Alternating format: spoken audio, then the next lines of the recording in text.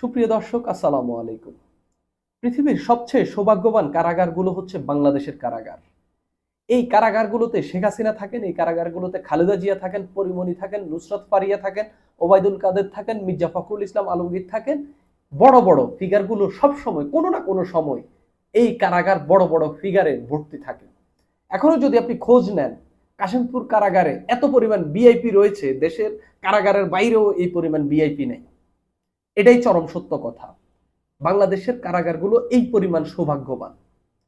কিন্তু অসুবিধার জায়গা হচ্ছে কারাগারে জায়গা অনেক কম, 43,000-এর মতো জায়গা, কিন্তু আসামি তো হাজার হাজার, লাখ লাখ, কোটি কোটি। এত আসামিকে কিভাবে এই অল্প পরিমাণ কারাগারে জায়গা দেবে? তার উপর আওয়ামী লীগের পতন হয়েছে, সারা দেশে সব আওয়ামী লীগের নেতারা এখন মামলার আসামি, তাদেরকে তো ঢুকাইতে হবে। সেজন্য কারাগার খালি করতে হবে না? কারাগার খালি করার প্রক্রিয়া চলছে।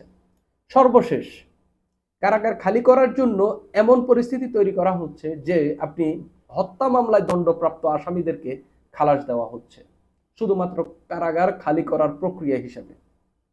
সর্বশেষ আমার নিজের হাতে একটা নিউজ এসেছে, আমি এই নিউজটি এডিট করেছি। রাজশাহী কারাগারে 7 জন যাবজ্জীবন তারপরে দণ্ডপ্রাপ্ত আসামিকে কারাগার থেকে মুক্তি দেওয়া হয়েছে।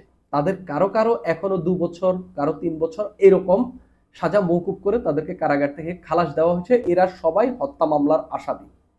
আমি যদি একটা রিপোর্ট দেখি যে এখন বাংলাদেশের যে কারাগার, সেখানে যে ধারণ ক্ষমতা তার চেয়ে দ্বিগুণ বেশি আসামি এখন বন্দী রয়েছে। অর্থাৎ যে ধারণ ক্ষমতা তার চেয়ে বেশি দ্বিগুণ আসামি এখন কারাগারে রয়েছে, এবং এর মধ্যে বেশিরভাগই রয়েছেন বিনা বিচারে। তাহলে আপনি দণ্ডপ্রাপ্ত আসামিদেরকে আপনি খালাস দিয়ে দিচ্ছেন, মুক্তি দিয়ে দিচ্ছেন, যারা বিনা বিচারে, যাদের এখনো বিচার হয়নি, যাদের এখনো রায় হয়নি, তাদেরকে আপনি ঠিকই আটকে রেখেছেন। আমি মানলাম আওয়ামী লীগের হাই প্রোফাইল যারা রয়েছেন তাদেরকে আপনি ছাড়বেন না, ছাড়াটাও উচিত না।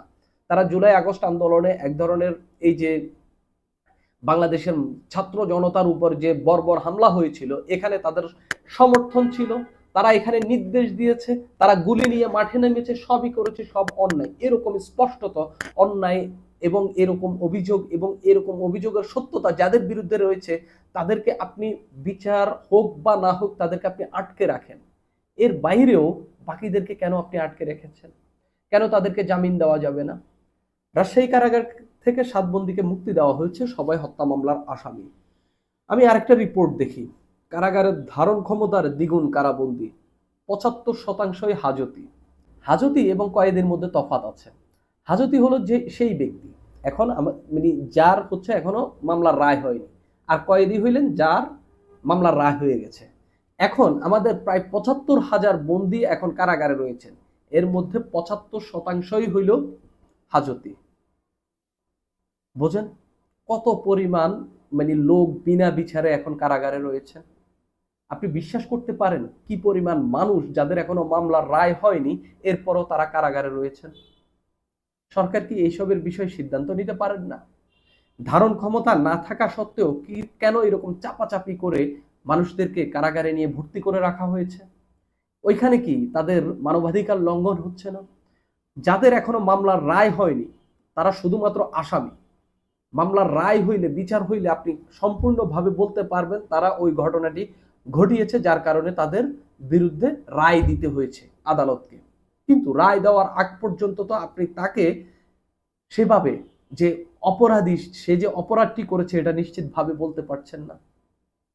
তাহলে এখানে 75,000 বন্দির মধ্যে প্রায় 50,000-এর মতো বন্দী যারা হাজতি, যাদের এখনো মামলার রায় হয়নি, এত সংখ্যক মানুষকে আপনি কেন কারাগারে বন্দী করে রেখেছেন?